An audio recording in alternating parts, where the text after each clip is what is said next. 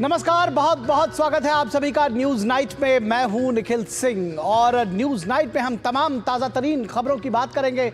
साथ ही साथ दिल्ली के विकास की भी बात होगी, दिल्ली के सियासत की भी बात होगी। जब बात दिल्ली के विकास की होगी तो प्रधानमंत्री नरेंद्र मोदी ने आज दिल्ली में विकास योजनाओं की सौगात दी है। 1675 लाभार्थियों को उनके आवास की चाबियां सौंपी हैं। साथ ही साथ दिल्ली यूनिवर्सिटी में 600 करोड़ रुपए की 3 परियोजनाओं का शिलान्यास भी किया है। इसके अलावा भी तमाम परियोजनाएं दिल्ली के लोगों को मिली हैं। और इसके साथ ही साथ प्रधानमंत्री नरेंद्र मोदी ने आम आदमी पार्टी के ऊपर सीधा हमला बोला है। कहा यह आप नहीं, आपदा है और मैं भी अपने लिए शीश महल बनवा सकता था, लेकिन मैंने तमाम लाखों करोड़ों लोगों के छत मुहैया कराने मैंने ये अपना सपना रखा और कभी नहीं सोचा कि अपने लिए कुछ करेंगे, बल्कि आम आदमी पार्टी पर सीधा हमला बोला प्रधानमंत्री नरेंद्र मोदी ने। और साथ ही साथ तमाम विषयों को पर आम आदमी पार्टी को घेरा। तो दिल्ली की सियासत आज गर्म है, इस पर हम विशेष चर्चा भी करेंगे। साथ ही साथ बात संभल की भी होगी, जहां समाजवादी पार्टी के सांसद जियाउर रहमान बर्क को झटका लगा है। इलाहाबाद हाईकोर्ट ने उनकी एफआईआर रद्द करने की याचिका को खारिज कर दिया है। इसके साथ ही साथ अश्विनी वैष्णव रेल मंत्री, उन्होंने 3 नई रेल की सौगात दी है। कहां दी है, क्या कुछ हुआ है, इसको भी हम विस्तार से बताएंगे। लेकिन सबसे पहले न्यूज नाइट में हेडलाइंस। पीएम मोदी ने दिल्ली में कई विकास परियोजनाओं का किया उद्घाटन और शिलान्यास। गरीबों को सौंपी 1675 नवनिर्मित फ्लैट्स की चाबियां। डीयू में रखी 600 करोड़ रुपए से अधिक की लागत वाली 3 नई परियोजनाओं की आधारशिला।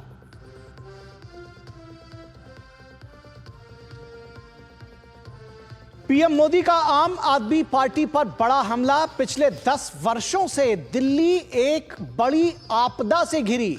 कहा मैं भी कोई शीश महल बनवा सकता था, लेकिन मेरे लिए तो देशवासियों को पक्का घर मिले यही एक सपना।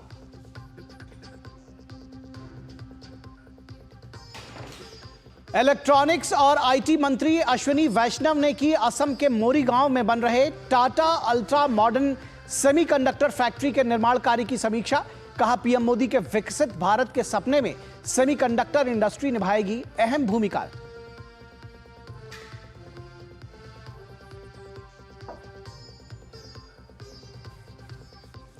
संभल हिंसा मामले में समाजवादी पार्टी के सांसद जियाउर रहमान बर्क को दोहरा झटका। हाईकोर्ट ने एफआईआर रद्द करने से किया इनकार। संभल प्रशासन ने अवैध मकान निर्माण के मामले में थमाया तीसरा नोटिस।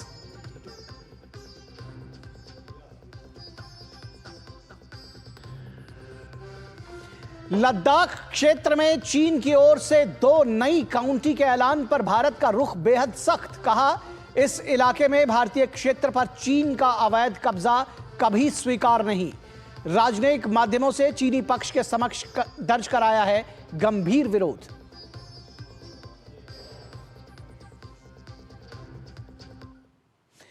तो न्यूज नाइट में सबसे पहले बात दिल्ली की। प्रधानमंत्री नरेंद्र मोदी ने दिल्ली में कई विकास परियोजनाओं का उद्घाटन और शिलान्यास किया। उन्होंने राष्ट्रीय राजधानी के अशोक विहार में झुग्गी बस्तियों के निवासियों के लिए 1675 नवनिर्मित फ्लैट्स का उद्घाटन किया और पात्र लाभार्थियों को चाबियां सौंपी। उन्होंने लाभार्थियों से बातचीत भी की और नए आवंटित फ्लैट्स का निरीक्षण किया। इन नवनिर्मित फ्लैटों के उद्घाटन के साथ ही दिल्ली विकास प्राधिकरण द्वारा अपने मूल स्थान पर इन सीटू स्लम पुनर्वास परियोजना का दूसरा चरण पूरा हो जाएगा।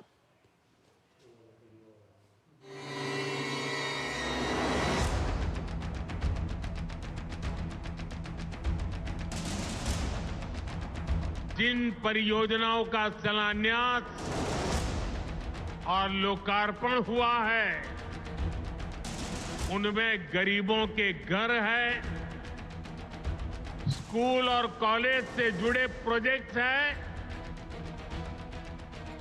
झुग्गी की जगह पक्का घर, किराए के घर की जगह अपना घर, ये नई शुरुआत ही तो है। जिनको ये घर मिले हैं, ये उनके स्वाभिमान का घर है। ये आत्मसम्मान का घर है। जब कुछ लाभार्थियों से मेरी बातचीत हुई तो मैं यही एहसास उनके भीतर देख रहा था। मैं नया उत्साह, नई ऊर्जा अनुभव कर रहा था और वहां मुझे कुछ बालक बालिकाओं से भी मिलने का मौका मिला। ऐसा लग रहा था कि वह स्वाभिमान अपार्टमेंट की ऊंचाई जो है ना, उससे भी ऊंचे उनके सपने में देख रहा था। देश भली भांति जानता है कि मोदी ने कभी अपने लिए घर नहीं बनाया, लेकिन बीते 10 वर्षों में 4 करोड़ से अधिक गरीबों के घर, उनका सपना पूरा किया। मैं भी कोई शीश महल बना सकता, लेकिन मेरे लिए तो मेरे देशवासियों को पक्का घर मिले, यही एक सपना था।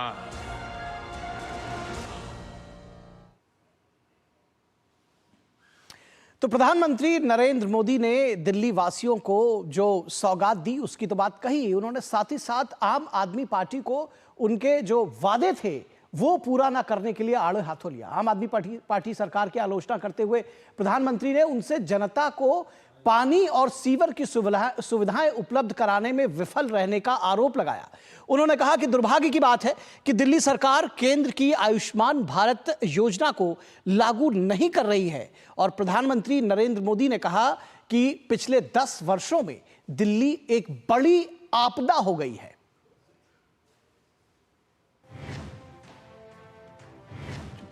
दिल्ली एक बड़ी आपदा से घिरी है। अन्ना हजारे जी को सामने करके कुछ कट्टर बेईमान लोगों ने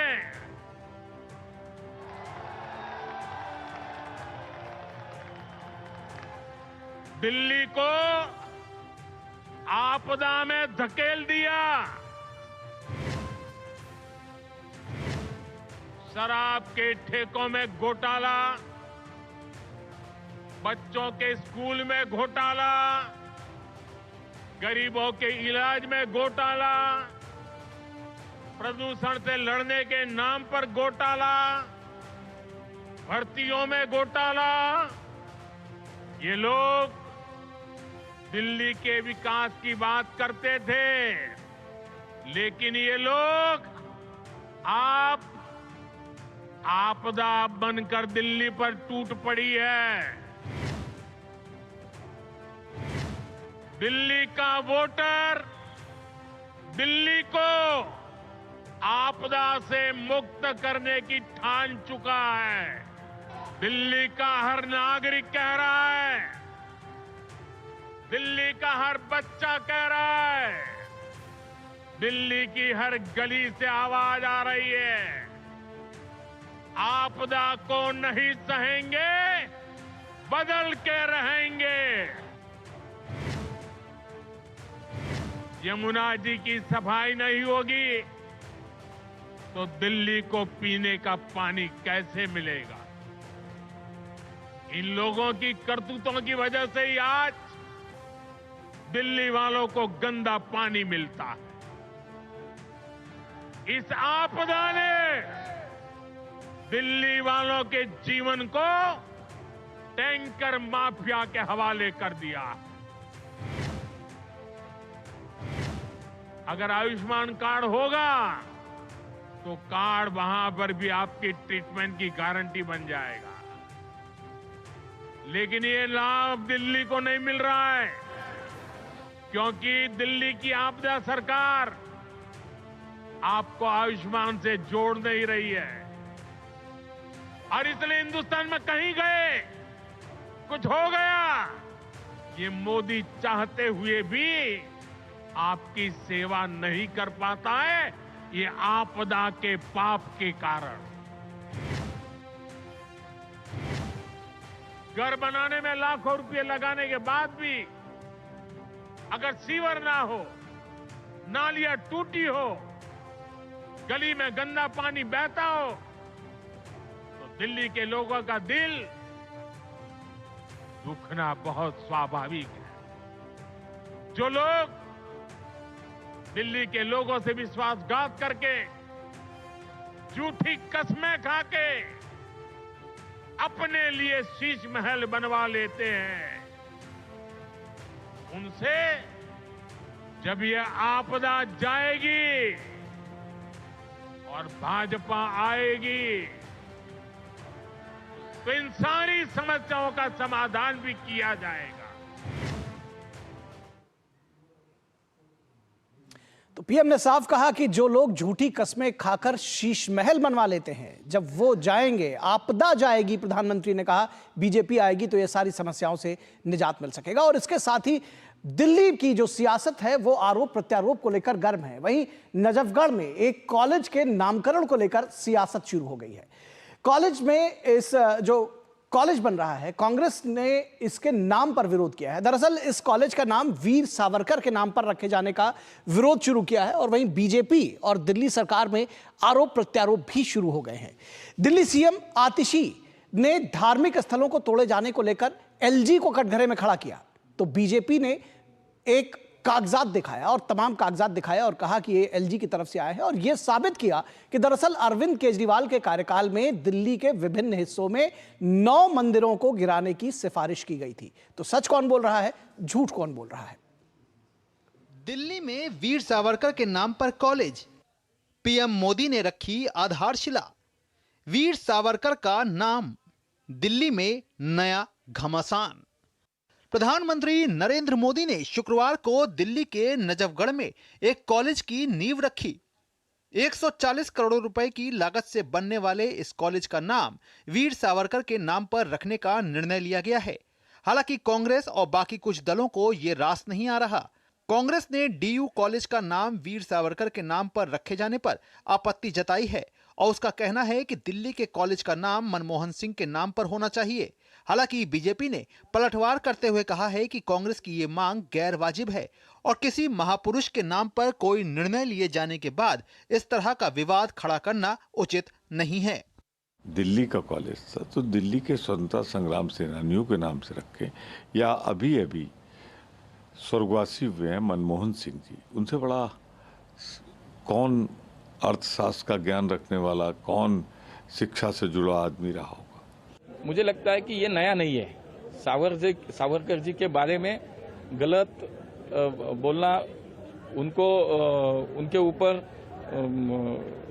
टीका टिप्पणी करना, ये पहली बार नहीं हुआ। तो कांग्रेस यही करेगी, मुझे नहीं लगता उसमें कोई, क्योंकि कांग्रेस का असली चेहरा यही है कि सावरकर जी के त्याग, समर्पण और देश प्रेम से कभी भी वो राजी नहीं है। कॉलेज की आधारशिला रखने के बाद पीएम ने अपने भाषण में आम आदमी पार्टी सरकार पर हमला बोला और उसे आपदा करार दिया।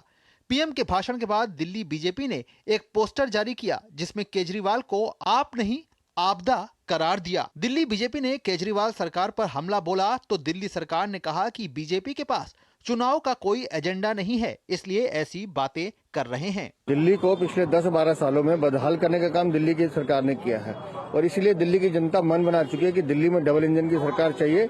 इन विधानसभा चुनावों के बाद दिल्ली में भारतीय जनता पार्टी का मुख्यमंत्री माननीय प्रधानमंत्री जी के नेतृत्व में मिलकर दिल्ली को आगे बढ़ाने का काम करेंगे। केंद्र सरकार एक काम बता दे, भारतीय जनता पार्टी की केंद्र सरकार एक काम बता दे जो उन्होंने दिल्ली के लोगों के लिए किया है।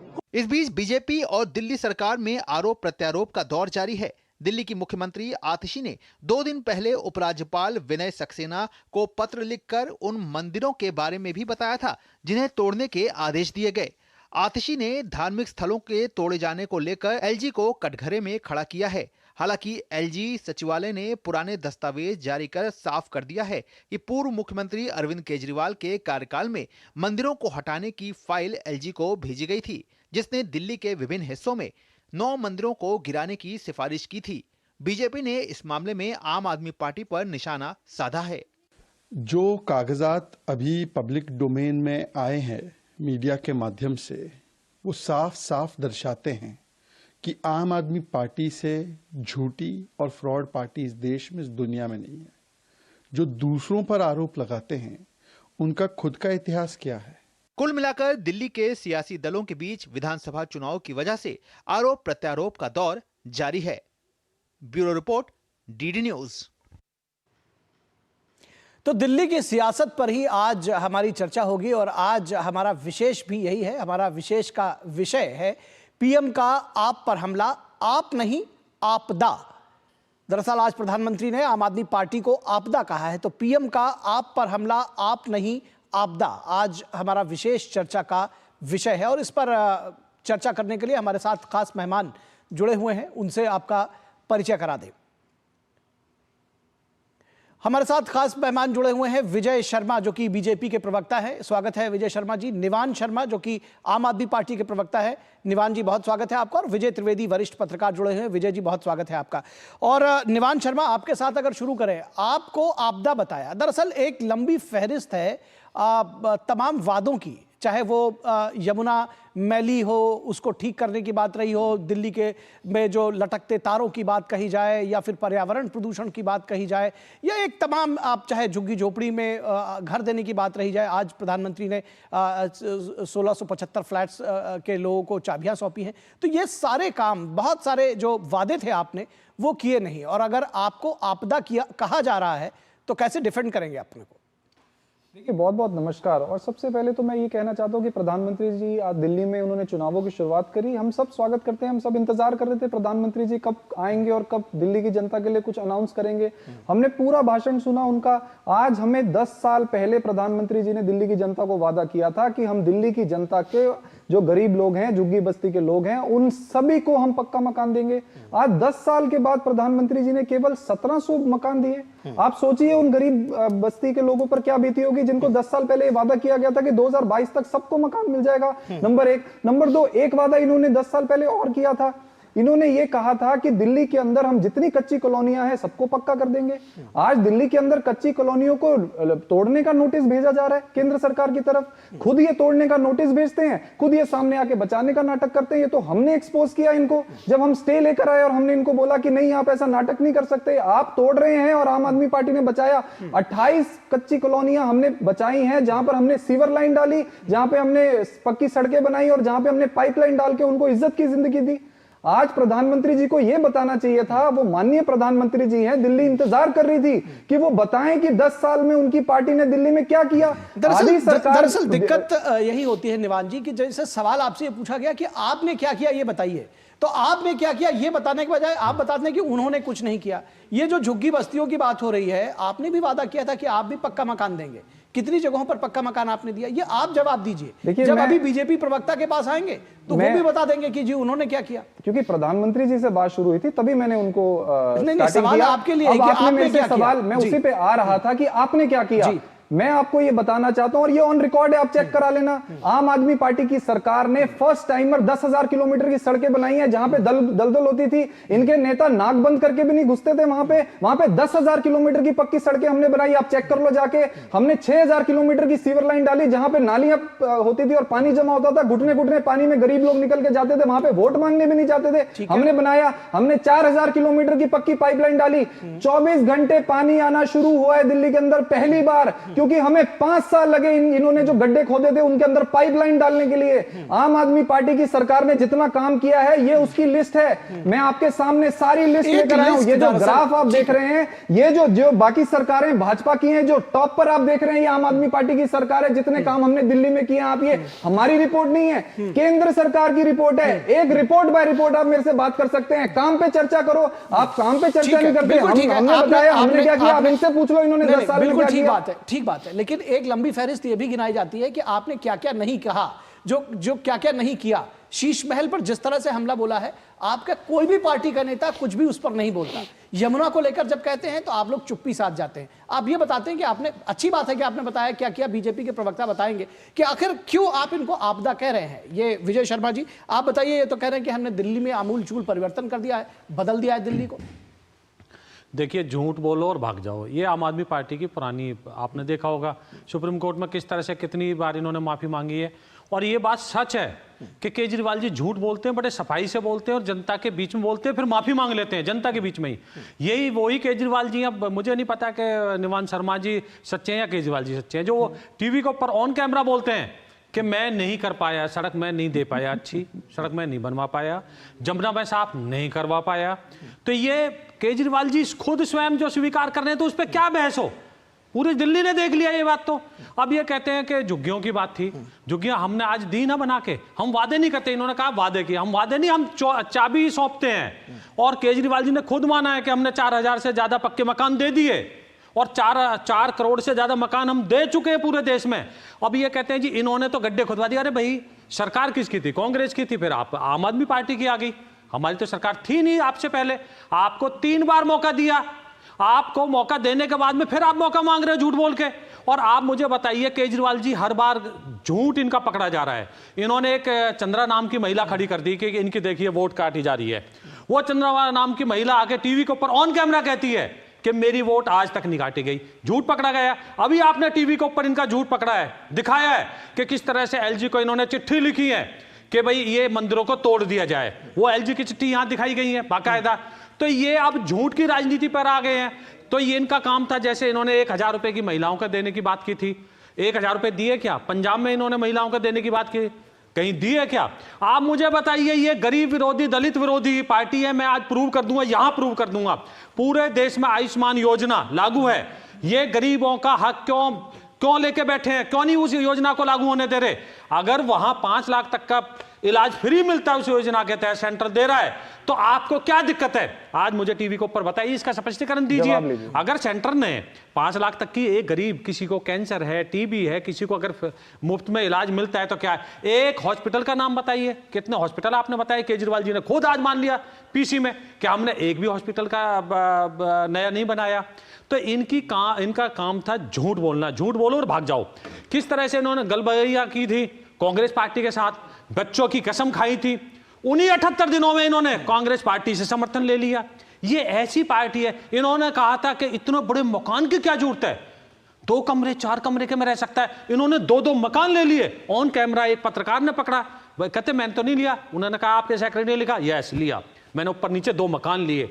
तो अब शीश महल बताइए, शीश महल पे ये झूठ बोलते हैं, वो तो सीएम हाउस है। भाई वो सीएम हाउस नहीं है, वो अलॉट हुआ था केजरीवाल जी के लिए। सीएम ऑफिशियली सीएम हाउस नहीं है वो। अगर सीएम हाउस होता तो ठीक है, मान लेते। तुलना किससे करते? प्रधानमंत्री कार्यालय से, प्रधानमंत्री कैंप हाउस से, उनके घर से। अरे वो देश के प्रधानमंत्री हैं। आज के देश में, विश्व में सबसे ज्यादा सशक्त देशों में आज भारत है। आप किसका वो करते हो? वहां कितने तरह की सुरक्षा की वो चीज होती है। तो एक जो आधा राज्य है वो मुकाबला कर रहा है प्रधानमंत्री से। कैसे कैसे कुतर्क देते हैं? नहीं ठीक है, फिर प्रधानमंत्री ने यह भी नहीं कहा था कि मैं आवास नहीं लूंगा। दरअसल सवाल उसी से कहा जाएगा जिसने ये वादा किया था। किसी ने आपसे नहीं कहा था कि आप चुनाव से पहले आकर कहिए कि मैं गाड़ी नहीं लूंगा, मैं बंगला नहीं लूंगा, मैं कांग्रेस के साथ नहीं जाऊंगा। ये सारे सवाल निवान शर्मा जी इसका जवाब देंगे। लेकिन मैं यहाँ विजय त्रिवेदी जी को लाना चाहूंगा। विजय त्रिवेदी, ये तमाम आरोप प्रत्यारोप आप लगातार कई दिनों से सुन रहे हैं। दिल्ली की जनता कैसे तय करेगी कौन सच्चा कौन झूठा? निखिल जी, दिल्ली की जनता बहुत जल्दी, जब चुनाव होंगे वोटिंग के दिन, अपने आप तय करेगी। जनता को आप देखते हैं वो चुपचाप जो है उस सब चीजों को सुन लेती है। जो हमारे दोनों मित्र प्रवक्ता हैं वो जो बात का जवाब देते हैं। सवाल वो है ना कि आप सवाल क्यों कर रहे हैं? उन्होंने कहा, अब खुद मैं तो सुन रहा था अभी, अरविंद जी ने कहा है कि भाई यमुना साफ नहीं हुई, और उन्होंने तो ये भी कहा कि यमुना को साफ करने से वोट नहीं मिलते। ऐसा एक इंटरव्यू में कहा उन्होंने। ठीक है, तो यमुना को साफ करने से वोट नहीं मिलते, इसलिए यमुना साफ नहीं करेंगे। तो सवाल यह है कि यमुना वोट नहीं मिलेंगे तो क्या यमुना साफ नहीं की जाएगी? और उनका तो सबसे बड़ा वादा था यमुना को साफ करने का।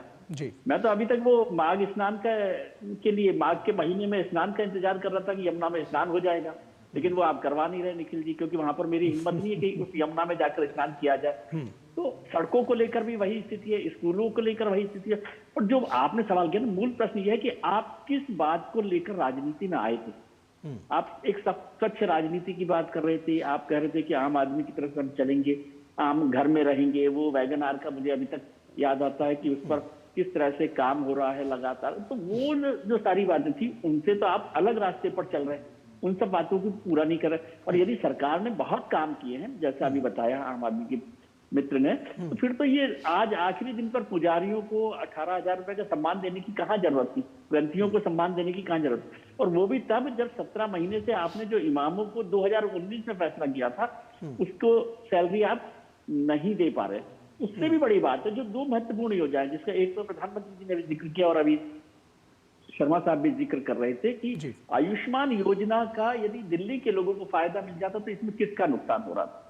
क्या आम आदमी पार्टी का कोई नुकसान हो रहा था? और दूसरा एक और चर्चा चल रही जो आज नहीं हुई कि किसान जो है, किसानों को रजिस्टर करने में दिल्ली के किसान को किसान के तौर पे दर्ज नहीं किया गया, इसलिए उनको भी भारत सरकार की जो किसान योजना है, सम्मान योजना है, उसका फायदा नहीं मिल रहा। तो ये किस स्तर की राजनीति पर हम चल रहे हैं कि आपकी जिद या आपका जो पॉलिटिक्स है उसमें जो दिल्ली का आदमी है उसको उसका फायदा नहीं। इन सारे सवालों के जवाब होने, और कांग्रेस की बात मत किया कीजिए आप सर, ये आप बहुत गलत करते हैं, क्योंकि वो कांग्रेस के साथ कल भी थे, कांग्रेस के साथ कल भी रही। अभी थोड़ा सा इंटरवल है, ब्रेक है, ब्रेक के बाद फिर मिलेगी। ठीक है। निवान शर्मा जी, बहुत सारे आरोप, और एक आरोप तो निश्चित तौर पर ये है जिस पर शायद मुझे लगता है बहुत सारे लोग मुझसे मुतमईन होंगे कि एक अलग तरह की राजनीति करने के लिए आए थे। आज 10-12 साल के बाद हम खड़े होकर आपके भ्रष्टाचार पर, आपने देखिए ये झूठ बोला, ये झूठ बोला, ये झूठ बोला, इस पर चर्चा हो रही है। ये कहाँ की राजनीति है कि आपने साफ तौर पर कहा कि बच्चों की कसम खाता हूं कांग्रेस के साथ नहीं जाऊंगा, वो अभी कह रहे हैं कि ब्रेक के लिए रुके हुए, फिर कांग्रेस के साथ पहले भी थे, आज भी है। ये कौन सी सियासत है जहां पर आप कह रहे हैं कि हम बंगला नहीं लेंगे, गाड़ी नहीं लेंगे, फिर आप कंपैरिजन प्राइम मिनिस्टर से करने लगते हैं, गुजरात में करने लगते हैं, उत्तर प्रदेश में करने लगते हैं। किसी चीफ मिनिस्टर ने नहीं कहा था कि हम बंगला नहीं लेंगे, गाड़ी नहीं लेंगे, आपने कहा था, इसलिए सवाल आपसे पूछा जाएगा। एक आप लेकर के सवाल आते हैं, आप कहते हैं कि जी ये मंदिरों को गिराना चाहते हैं, जिसको कहते हैं कि अब आम आदमी पार्टी जो राजनीतिक विश्लेषक है वो कहते हैं कि सॉफ्ट हिंदुत्व पर उतर आई है। तो ये कैसा सॉफ्ट हिंदुत्व है जिसमें आप जो है 17 महीने से आपने दूसरों को तो वेतन दिया नहीं है, इमामों को, और यहां पर आप 11वें साल में आकर के आपने इसकी अनाउंसमेंट किया। लेकिन जी हम तो सारे सवालों का वेलकम करते हैं, जवाब देने का उतना समय दीजिएगा। जी जवाब दीजिए, बीच में मत टोकिएगा। नंबर एक, इनसे मैंने पूछा कि इनका क्या विजन है दिल्ली के लिए, एक बात नहीं बोल पाए। तो ये क्लियर है, भाजपा के पास कोई विजन नहीं है, इनके पास कोई सीएम कैंडिडेट नहीं है, इनके पास कोई नैरेटिव नहीं है। अब आता हूं मैं आपके सवाल पे। नंबर एक, इन्होंने क्या बोला कि जो लेटर लिखा है, ये लेटर की मैं कॉपी लाया हूं, ये मिनट्स ऑफ मीटिंग है, एलजी साहब का है। ये लेटर नहीं है, ये मिनट्स ऑफ मीटिंग है। मिनट्स ऑफ मीटिंग का मतलब जो एलजी साहब के साथ मीटिंग हुई उसमें क्या चर्चा हुई, उसके अंदर ये क्लियरली लिखा है कि ये मंदिर तोड़ने हैं। ये लेटर है। एक बार मैं कहूंगा कि ये लेटर हमारे जो चलाया जा रहा है स्क्रीन पर, एक बार वो भी चला बिल्कुल आप लीजिए, क्योंकि कागजों को लेकर के और बहुत सारे, देखिए ये आप लीजिए और चलाइए। विश्वास की बात रहे नहीं। Minutes of meeting of the religious committee held on 22/11/2024। Religious committee के हेड कौन है? मिनट्स ऑफ द मीटिंग एक चीज होती है और दूसरे साथ में जो आदेश जारी होता है वो दूसरी चीज होती है। तो मिनट्स ऑफ मीटिंग में आप डिसाइड कर सकते हैं कि मंदिर तोड़ दो। ठीक है, चलिए। आप मिनट्स ऑफ मीटिंग में डिसाइड कर सकते हैं मंदिर तोड़ दो? नहीं कर सकते आप हिंदू विरोधी होंगे तो आप डिसाइड करेंगे। नंबर एक। नंबर दो, उसके बाद आपने क्या बोला? आपने बोला कि ये फर्जी रोहिंग्यास के नाम कटवा रहे हैं। ये भी आप ये लेटर लो और चलाओ आप इसे। इसके अंदर ये जो सुनील कुमार, पुष्पा जैन, अनिल कुमार, अजय वर्मा, शोभित गुप्ता, नीता, पूनम वर्मा विद एड्रेस लिखा है, वेरीफाई कराओ आप अपने रिपोर्टर से। क्या ये रोहिंग्या है? आपके राष्ट्रीय अध्यक्ष जो है वो पार्लियामेंट के अंदर इनको रोहिंग्या बोलेंगे?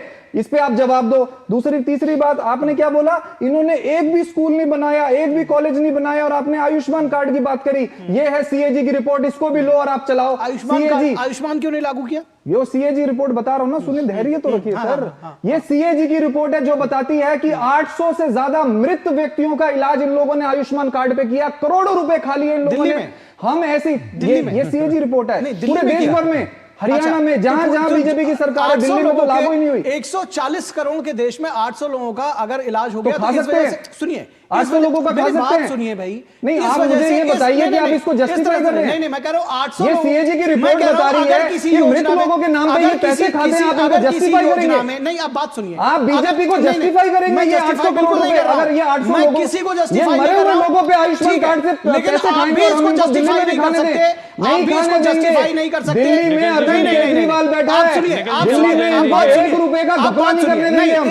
तीसरी बात, आप बात सुनिए। नहीं आपने क्या किया? आपने कहा दिल्ली सरकार ने काम क्या किया? मैं जवाब दे रहा हूं, सुनिए। निवान जी इस तरह से नहीं चिल्ला सकते। आप अगर 140 करोड़ के देश में 800 लोगों को अगर कहीं भी गड़बड़ी हुई, इस वजह से आपने दिल्ली में नहीं लागू किया। आप ये कहना चाह रहे हैं, आप ये कहना चाह रहे हैं कि 140 करोड़ की योजना में बता रही है 140 करोड़ के देश में अगर 800 जवाब तो लीजिए। अगर आप ही ने बोलना तो हमारी जरूरत क्या है यहाँ? आप गलत बात नहीं, हमारी जरूरत क्या है यहाँ? नहीं, गलत बात नहीं, रिपोर्ट गलत है, तर्कपूर्ण बात करिए, तर्कपूर्ण बात करिए, गलत बात नहीं बोलने देंगे। ये मृत लोगों के नाम पे पैसे खाएंगे। मैं कह रहा हूं कि उस पूरे देश में अगर 800 जगह पर जिस स्टेट में फ्री इलाज मिलता है, आपके मुताबिक अगर हुआ भी नहीं, अगर आपके मुताबिक ना, बिल्कुल नहीं, हर साल फ्री इलाज लेते हैं, वहां पे बिल्कुल नहीं, 800 मृत लोगों पे पैसे खाने। आप भी चुप हो जाइए और मैं भी चुप हो जाता हूं। मुझे मेरी बात नहीं, रोकेंगे और मुझे फ्री नहीं देंगे तो ऐसे मेरे को मेरी बात रखने का समय चाहिए। मेरे को मेरी बात रखने का समय चाहिए। आप मुझे ऐसे रोकेंगे?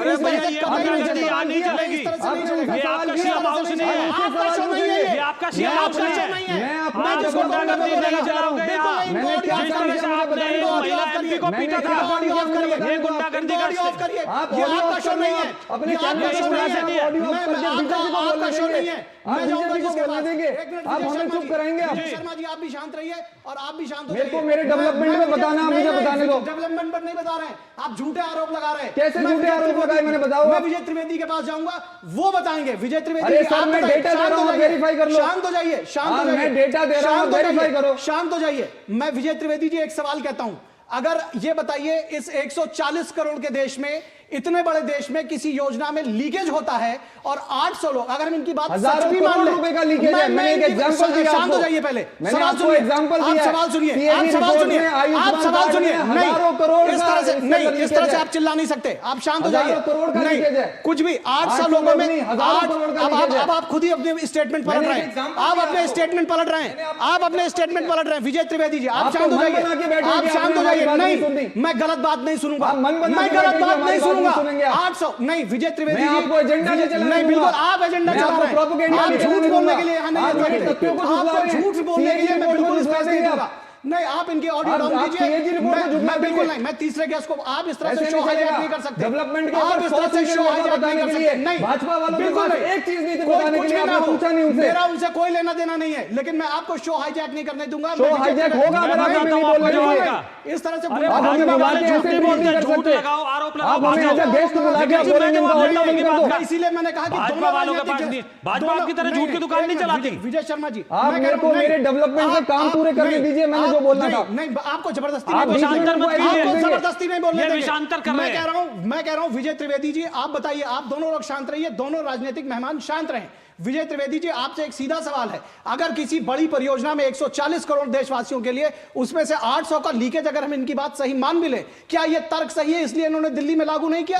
सवाल सिर्फ यही है। नहीं, सिर्फ यही है। आप बताइए।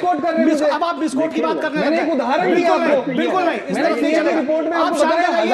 अब आप शांत हो जाइए ना। आपने 800 को कहा, हजारों करोड़। आपको सपने नहीं आ रहे, सपने नहीं आ रहे। एक मिनट ऑडियो डाउन करिए, बाकी सब लोग शांत हो जाइए। मैं विजय त्रिवेदी जी को सुनूंगा। विजय त्रिवेदी जी बताइए। मेरा निवेदन यह है कि मान लेता हूं मैं उनकी बात सही है कि 800 लोगों की गड़बड़ हुई है, तो उसकी तो जांच होगी ना। आपके पास कोई कारण, इसका कारण क्या है कि आपने आयुष्मान योजना को शुरू नहीं किया? दिल्ली के लोगों को वो योजना क्यों नहीं मिले, इसका कोई तर्क आपके पास है? इसका कोई तर्क नहीं है। और योजनाओं की चर्चा करेंगे, सिर्फ तर्क ये है, तर्क ये है कि वहां नहीं, कोर्ट ना किया जाए, नहीं मुझे कोर्ट ना किया जाए, मेरा तर्क मैं दूंगा। चलिए ठीक है। अब आपके पास, अब इसके बाद आएंगे आपके पास विजय जी। देखिए निवान शर्मा जी किस तरह के कुतर्क दे रहे हैं। अगर कहीं किसी तरह की कोई भी लापरवाही होती है तो आप मुझे बताइए, हॉस्पिटल किसके, स्टेट के अंडर आते हैं। जांच किसने करनी होती है? एजेंसियों ने करनी होती है। तो आप इस आधार पे आप प्रेजुडिस हो गए और आप पहले ही एज्यूम कर लिया कि यहां गड़बड़ झाला हो गया, क्योंकि आप घोटालेबाज हो, शराब घोटाला आपने किया है, आप अंदर गए हो, तो आपने पहले ही सोच लिया कि आपके घोटाले पकड़े जाएंगे, इसलिए गरीबों का हक मार लो आप। ये किसने हक दिया है? गाड़ियां कितनी रोड के ऊपर एक्सीडेंट होती है, तो क्या रोड पे गाड़ी चलाने छोड़ देते हैं लोग? कैसी बातें करते हो? अरे एडमिनिस्ट्रेशन आपके अंडर है, आप क्यों घोटाले होने देते हो? क्योंकि आपने घोटाला पहले कर रखा है। हॉस्पिटलों में नकली दवाइयां आई हैं आपके राज में। निवान शर्मा जी कैसी बातें करते हो आप, और कैसा कुतक देते हो आप? शर्म आती है मुझे तो ऐसे सोचने में भी, सुनने में भी, कि आप गरीबों को उनका हक नहीं लेने देते और फिर कुतक देते। सीएजी की रिपोर्ट, अरे सीएजी की रिपोर्ट किस राज्य में? सुनिए सुनिए सुनिए निवान शर्मा जी, सुनिए जरा, अरे सुनिए, चिल्लाने से कुछ नहीं होता है। आप मुझे बताइए ये सीएजी की रिपोर्ट कौन से राज्य की है? आप बताइए, आप बताइए मुझे, या झूठ मत बोलिए। ये गुंडागर्दी यहाँ नहीं चलेगी। नहीं, ठीक है, चलिए, ठीक है, चलिए, आप अपने को, ठीक है, चलिए, आप सब लोग शांत हो जाइए, आप सब लोग शांत हो जाइए। आप नहीं, चलिए, आप सभी का ऑडियो डाउन करिए, सभी का ऑडियो डाउन करिए, सभी का ऑडियो डाउन करिए। नमस्कार, बहुत धन्यवाद आप सभी लोगों को। आप लोग यहाँ पर जिस तरह से चिल्लाए, ये इसके लिए ये डिबेट नहीं थी, लेकिन इसके बावजूद ये लगता है कि जब कई बार आप अपने तर्कों से सच को सिद्ध नहीं कर पाते हैं तो जोर जोर से चिल्लाते हैं, लेकिन जोर जोर से चिल्लाकर सच को, झूठ को सच नहीं साबित किया जा सकता। इसलिए झूठ ही रहेगा, झूठ के पांव नहीं होते। और मैं इसमें नहीं जाऊंगा कि कौन सच बोल रहा है, कौन झूठ बोल रहा है। दिल्ली की जनता चुनाव में इसको तय कर देगी। फिलहाल सभी मेहमानों का शुक्रिया, और यहां रुकेंगे एक छोटे से ब्रेक के लिए। ब्रेक के बाद जब वापस लौटेंगे तो बात करेंगे बर्क को लगा दूसरा झटका।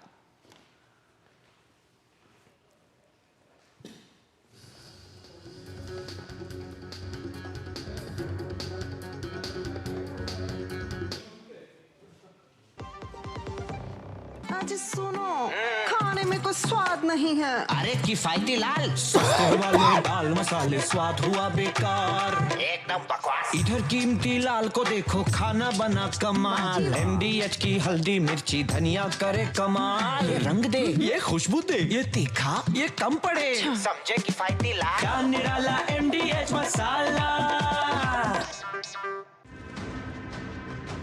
हरदम तैयार है, तैयार है, हरदम तैयार है, बिल्कुल तैयार है, जी जाने से तैयार है, इसीलिए तो हम लहरों के पहरेदार हैं। जय भारती, जय भारती, हम हैं नौसेना, हम हैं भारत के सारथी। जय भारती, जय भारती,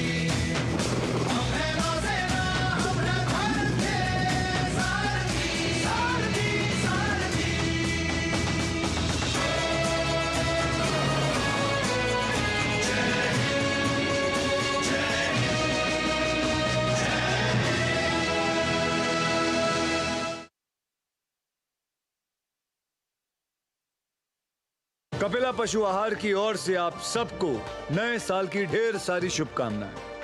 वादा है हमारा, साल बदल जाएगा, पर हम पर से आपका भरोसा हम कभी बदलने नहीं देंगे।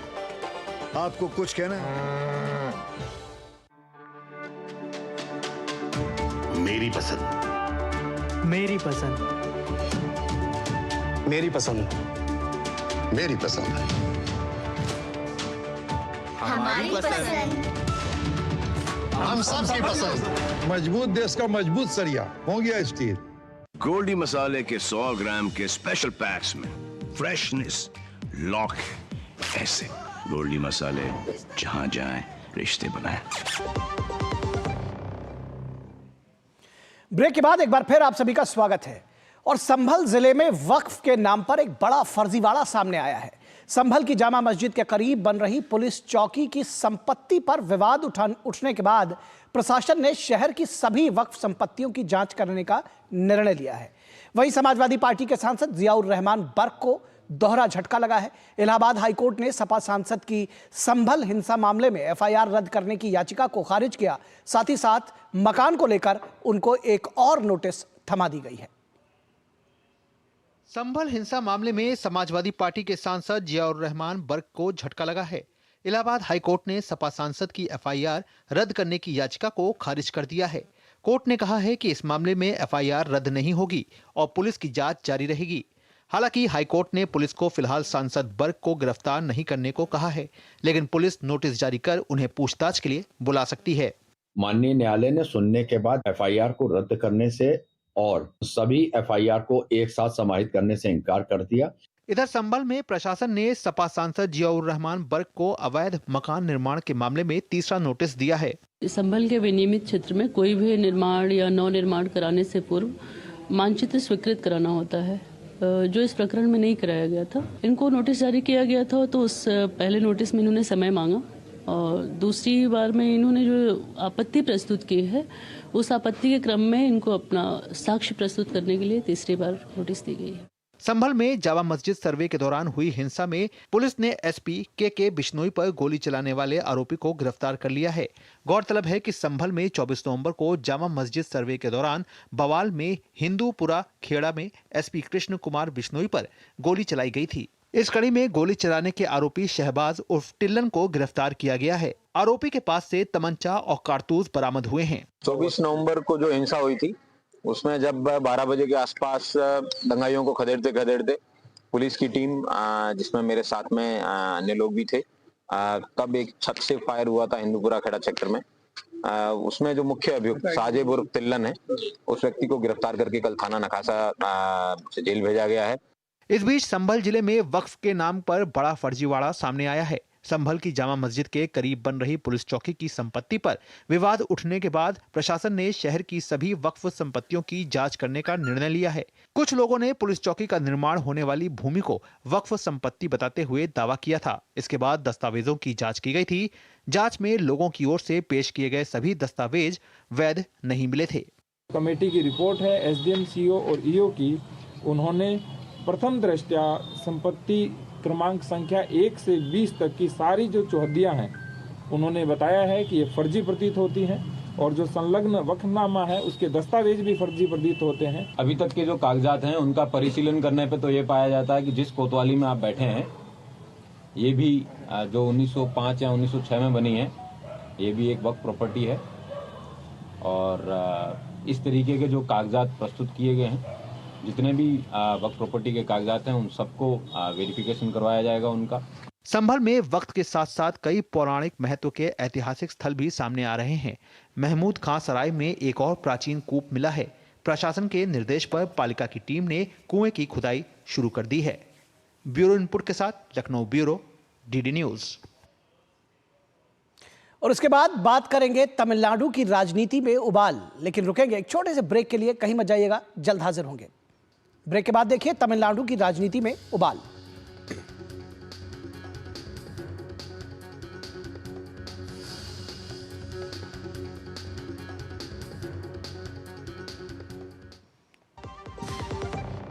एक ऐसा तबका जो रिटायरमेंट के बारे में आज भी बिल्कुल नहीं सोचता, वो है औरतें। औरतें कमा के भी वल्नरेबल हैं। सो एनपीएस एक इक्वालिटी ला रहा है। हम सब एक बराबर प्लेटफॉर्म पे हैं। अपने बेहतर कल को सुनिश्चित करने के लिए एनपीएस जरूरी है। जब धरती चीर कर निकलता है लोहे का पत्थर और मिलता है मोंगिया के जोश से, फिर तपता है, पिघलता है और बनता है फौलाद। अब होता है सरिया सारी खूबियों के साथ।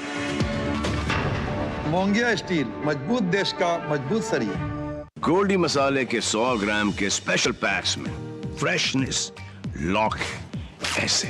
गोल्डी मसाले, जहां जाएं रिश्ते बनाएं। तो इसके बाद हम आपको दिखाएंगे तमिलनाडु की सियासत की बात, लेकिन उससे पहले हम आपको बताएं कि हमने आपको आज क्या क्या चीज़ें दिखाई और न्यूज़ नाइट में अब तक किन खबरों को कवर किया। दरअसल दिल्ली की राजनीति की बात हमने आपसे दिखाई, आपको बताया कि किस तरह से दिल्ली में जो सियासत है वो गर्म है, किस तरह से झुग्गी को लेकर के घमासान है, किस तरह से आरोप प्रत्यारोप को लेकर के घमासान है। तो तमाम खबरें हमने उससे जुड़ी हुई आपको दिखाई। हमने दिखाया कि प्रधानमंत्री ने आज तोहफा भी दिया दिल्ली वासियों को, झुग्गी वालों को मिले मकान। और आप नहीं आपदा बताया प्रधानमंत्री ने आम आदमी पार्टी को। और साथ ही साथ संभल की से जुड़ी खबर दिखाई, जहां जियाउर रहमान बर्क को दोहरा झटका लगा है और उनको जो एफआईआर थी उसको रद्द करने से इलाहाबाद हाई कोर्ट ने मना कर दिया, यानी कि उनकी याचिका खारिज कर दी और उनके अवैध मकान के लिए उनको दूसरा नोटिस भी थमा दिया गया। तो इन खबरों को अब तक हमने कवर किया है। और उसके बाद अगर हम आगे की बात करें तो आगे बढ़े और बात करें कि विदेश मंत्रालय ने चीन के होटन प्रांत में 2 नई काउंटियों के बनने पर आपत्ति जताई है। प्रवक्ता रणधीर जायसवाल ने जोर देकर कहा है कि भारत अवैध चीनी कब्जे को कभी स्वीकार नहीं करेगा। राजनयिक माध्यमों से भारत ने चीनी पक्ष के समक्ष अपना करारा विरोध दर्ज कराया है। We have seen the announcement pertaining to the establishment of 2 new counties in Hotan Prefecture of China. Parts of jurisdiction of these so-called counties fall in India's Union Territory of Ladakh. We have never accepted the illegal Chinese occupation of Indian territory in this area. Creation of new counties will neither have a bearing on India's long-standing and consistent position regarding our sovereignty over the area, nor lend legitimacy to China's illegal and forcible occupation of the same. We have lodged a solemn protest with the Chinese side through diplomatic channels. तो साफ तौर पर भारत ने कहा कि वो अवैध चीनी कब्जे को कभी स्वीकार नहीं करेगा। और अब बात तमिलनाडु की सियासत की। तमिलनाडु में महिला सुरक्षा और बिगड़ती कानून व्यवस्था को लेकर बीजेपी महिला मोर्चा ने मदुरई में दरअसल मदुरई से चेन्नई तक एक मार्च का आयोजन किया, लेकिन इस मार्च में शामिल बीजेपी की महिला नेताओं को पुलिस ने गिरफ्तार कर लिया, जबकि कुछ को घर में ही नजरबंद कर दिया गया। इसको लेकर बीजेपी डीएमके सरकार पर हमलावर है। वहीं डीएमके के मंत्री के ठिकानों पर भी ईडी के छापों ने तमिलनाडु की सियासत में एक नई सुगबुगाहट पैदा कर दी है। महिला सुरक्षा और बिगड़ती कानून व्यवस्था को लेकर तमिलनाडु की राजनीति में उबाल है। अन्ना विश्वविद्यालय में 19 साल की छात्रा के साथ हुई यौन उत्पीड़न की घटना से पूरे राज्य में आक्रोश का माहौल है। इसको लेकर भाजपा अब लगातार तमिलनाडु सरकार पर हमला बोल रही है। छात्रा को न्याय दिलाने और घटना के विरोध में तमिलनाडु बीजेपी के महिला मोर्चा ने मदुरई से चेन्नई तक एक न्याय यात्रा निकाली। चेन्नई पहुंचने पर पुलिस ने रैली को रोक दिया और प्रदेश भाजपा महिला मोर्चा की सदस्यों को हिरासत में ले लिया। वहीं चेन्नई में भाजपा नेता खुशबू सुंदर, तमिलनाडु महिला मोर्चा के अध्यक्ष उमरथी राजन, भाजपा विधायक डॉक्टर सी सरस्वती समेत कई महिला कार्यकर्ताओं ने जब विरोध प्रदर्शन में भाग लेने की कोशिश की तो उन्हें हिरासत में ले लिया गया। कई महिला नेताओं को घर में नजरबंद भी किया गया। भाजपा प्रदेश अध्यक्ष अन्नामलाई ने नजरबंद की गई महिला नेताओं की एक्स पर फोटो अपलोड की। बीजेपी ने इस कार्रवाई को डीएमके सरकार की तानाशाही बताया है। Why they are not allowing the women leaders to raise their voice against the atrocities which is happening against the girl children? Is they are favoring that atrocities? And why the chief minister or the deputy chief minister or ministers of the council are not raising their voice? If something happened in some other state, immediately Stalin will raise his voice. But right under his eyes, inside the prestigious campus of Anna University, such atrocities are happening. वहीं दिल्ली में press को संबोधित करते हुए भाजपा नेता राजीव चंद्रशेखर ने इस मामले में गिरफ्तार किए गए आरोपी धनशेखरन को डीएमके का कार्यकर्ता बताया और कहा कि डीएमके सरकार अपने विरोधियों को चुप कराने के लिए अत्याचार कर रही है। This young girl was raped, brutally raped in the center of Anna University, which is in the middle of Chennai, and she has been looking for justice. But because a rapist is a DMK functionary, the police and the government are busy trying to cover that crime up and not investigate it further.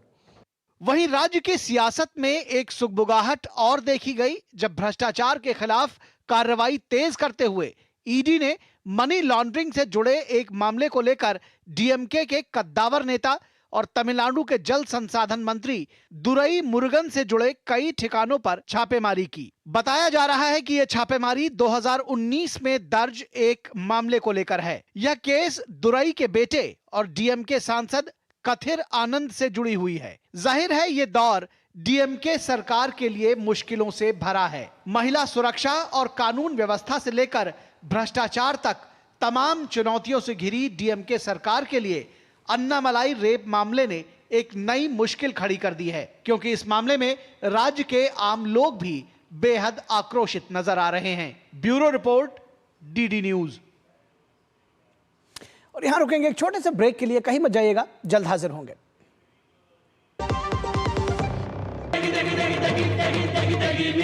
MDH की देगी मीरज। देगी मिर्च का तड़का, अंग अंग फड़का। MDH की देगी मिर्च। कपिला पशु आहार की ओर से आप सबको नए साल की ढेर सारी शुभकामनाएं। वादा है हमारा, साल बदल जाएगा, पर हम पर से आपका भरोसा हम कभी बदलने नहीं देंगे। आपको कुछ कहना है? मेरी पसंद, मेरी पसंद, मेरी पसंद, मेरी पसंद, हमारी पसंद, हम सबकी पसंद। मजबूत देश का मजबूत सरिया हो गया स्टील। गोल्डी मसाले के 100 ग्राम के स्पेशल पैक्स में फ्रेशनेस, लॉक ऐसे। गोल्डी मसाले, जहां जाएं रिश्ते बनाएं। ब्रेक के बाद एक बार फिर आप सभी का स्वागत है। इलेक्ट्रॉनिक्स और आईटी मंत्री अश्विनी वैष्णव ने असम के मोरीगांव में बन रहे Tata ultra modern semiconductor factory के निर्माण कार्य की समीक्षा की। रेल मंत्री अश्विनी वैष्णव ने 3 नई ट्रेनों को हरी झंडी भी दिखाई। इस मौके पर अश्विनी वैष्णव ने कहा कि पीएम मोदी के विकसित भारत के सपने में सेमीकंडक्टर इंडस्ट्री अहम भूमिका निभाएगी। सूचना एवं प्रसारण और रेल मंत्री अश्विनी वैष्णव ने असम के 1 दिवसीय दौरे के तहत कई आधिकारिक कार्यक्रमों में हिस्सा लिया। उन्होंने गुवाहाटी रेलवे स्टेशन से 3 ट्रेनों को हरी झंडी दिखाकर रवाना किया। इन ट्रेनों में Guwahati new Lakhimpur Janshatabdi express, new Bongaigaon Guwahati passenger train और तिनसुकिया नाहरलागुन एक्सप्रेस शामिल है। इस दौरान रेल मंत्री ने पूर्वोत्तर सीमांत रेलवे के तहत चल रही परियोजनाओं की समीक्षा भी की और दिसपुर में तेतलिया रोड ओवरब्रिज को जनता को समर्पित किया। एक वर्चुअल कार्यक्रम में उन्होंने आकाशवाणी कोकराझार में 10 किलोवाट के FM ट्रांसमीटर का भी उद्घाटन किया। आसाम के लिए और नॉर्थ ईस्ट के लिए 3 नई ट्रेन्स का भी शुभारंभ हुआ। तिनसुकिया से नाहरलागुन यानी अरुणाचल प्रदेश को कनेक्ट करने के लिए, गुवाहाटी से नॉर्थ लखीमपुर और गुवाहाटी से न्यू बोंगाईगांव, ये 3 ट्रेन्स का आज शुभारंभ हुआ है। नए सर्वे हो रहे हैं, नए DPR बन रहे हैं। आपने देखा अभी कुछ ही महीनों पहले, 3-4 महीने पहले ब्रह्मपुत्र पे एक नया रेलवे का bridge, rail cum road bridge, वो भी सैंक्शन हुआ। डबलिंग के काम सैंक्शन हुए, कई काम नए चालू हुए, स्टेशंस नए बनने लगे। इलेक्ट्रॉनिक्स एवं सूचना प्रौद्योगिकी मंत्री अश्विनी वैष्णव ने असम के मोरीगांव में बन रहे Tata ultra modern semiconductor factory के निर्माण कार्य की समीक्षा की। फैक्ट्री के निर्माण कार्यों का जायजा लेते हुए उन्होंने कहा कि इस फैक्ट्री से हजारों लोगों को लाभ होगा। उन्होंने कहा कि प्रधानमंत्री मोदी के विकसित भारत के सपने में सेमीकंडक्टर इंडस्ट्री बहुत महत्वपूर्ण भूमिका निभाएगी। अश्विनी वैष्णव ने कहा कि प्लांट का पहला हिस्सा 2025 तक बनकर तैयार हो जाएगा। बहुत ही अच्छी प्रोग्रेस है। 2025 तक पहला प्लांट यहाँ पर बनके रेडी होगा और ये माननीय प्रधानमंत्री श्री नरेंद्र मोदी जी का जो एक विकसित भारत का स्वप्न है, उसमें सेमीकंडक्टर इंडस्ट्री बहुत ही एक महत्वपूर्ण रोल प्ले करेगी। देश के प्रधानमंत्री श्री नरेंद्र मोदी जी का संकल्प है कि अष्टलक्ष्मी को पूरी तरह से विकसित करना है। यहाँ रहने वाले अपने सभी साथियों को एक भविष्य की मॉडर्न इंडस्ट्री देना है। वो सपना यहाँ पर आज सच हो रहा है। केंद्रीय मंत्री अश्विनी वैष्णव के इस दौरे से पूर्वोत्तर में विकास और संपर्क को तो गति मिली ही है, साथ ही सरकार के सेमीकंडक्टर के क्षेत्र में आत्मनिर्भर भारत बनाने के संकल्प की भी पूर्ति होती नजर आ रही है। Bureau report, DD news. और न्यूज नाइट में यहाँ रुकेंगे एक छोटे से ब्रेक के लिए, लेकिन ब्रेक के बाद जब वापस आएंगे तो बात करेंगे खबर जल्दी जल्दी की। ब्रेक के बाद दिखाएंगे खबरें जल्दी जल्दी।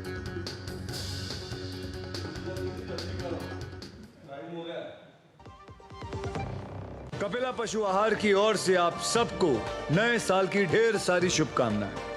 वादा है हमारा, साल बदल जाएगा, पर हम पर से आपका भरोसा हम कभी बदलने नहीं देंगे। आपको कुछ कहना है? फूल वाला, केटरिंग वाला, बैंड वाला, ये लो भाई। बैंड बजेगी पापा, अगर गड़बड़ हुई तो गए पैसे। अरे नहीं, बैंक संभाल लेगा। कैसे? मैंने पॉजिटिव पे सिस्टम पे रजिस्टर किया है। बैंक को चेक्स और बेनिफिशियरीज की जानकारी दे दी है। बैंक चेक करेगा, जांच करेगा, डिटेल्स मैच नहीं तो क्लियरेंस नहीं। अच्छा, लाइए मुझे दीजिए। फोटो वाला, लाइट वाला, मंडप वाला। RBI कहता है जानकार बनिए, सतर्क रहिए। बिल्कुल सही कह रहे हैं। गोल्डी मसाले के 100 ग्राम के स्पेशल पैक्स में फ्रेशनेस लॉक है। ऐसे गोल्डी मसाले जहां जाएं रिश्ते बनाएं।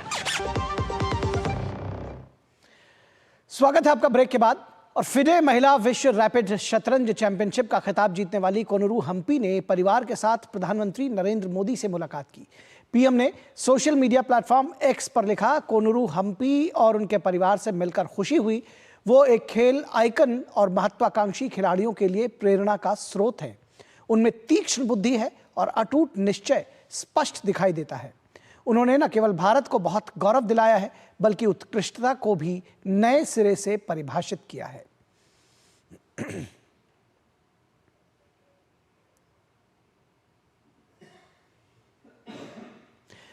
तो न्यूज नाइट के इस अंक में बस इतना ही, लेकिन जाते जाते आपको छोड़े जाएंगे देश की कुछ अन्य महत्वपूर्ण खबरों के साथ, जिन्हें देखिए आप फटाफट अंदाज में। और हमें दीजिए इजाजत। नमस्कार।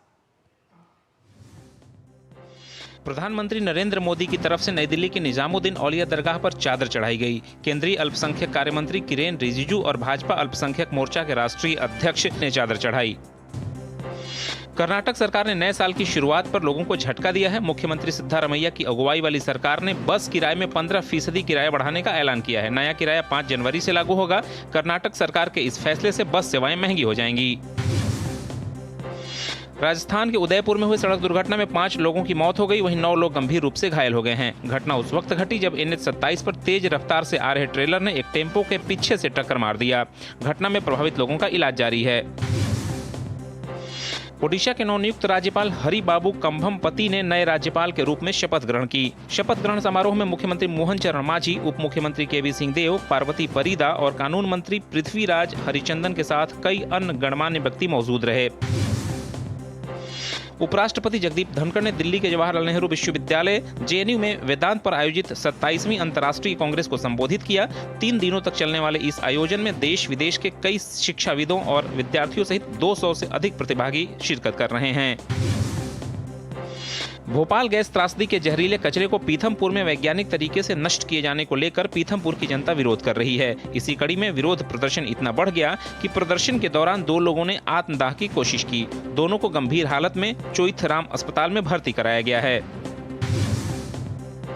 छत्तीसगढ़ सरकार के पूर्व मंत्री कवासी लखमा ईडी के दफ्तर पहुंचे। छत्तीसगढ़ में 2000 करोड़ रुपए के शराब घोटाले मामले में पूछताछ के लिए ईडी ने पूर्व आबकारी मंत्री कवासी लखमा को समन जारी किया था। सुप्रीम कोर्ट ने सीबीआई की याचिका पर डेरा सच्चा सौदा प्रमुख गुरमीत राम रहीम सिंह और 4 अन्य लोगों को नोटिस जारी किया है। सीबीआई ने राम रहीम और अन्य लोगों को वर्ष 2002 में डेरे के पूर्व मैनेजर रंजीत सिंह की हत्या के आरोप से बरी किए जाने के पंजाब हरियाणा हाईकोर्ट के फैसले को सुप्रीम कोर्ट में चुनौती दी है। हैदराबाद की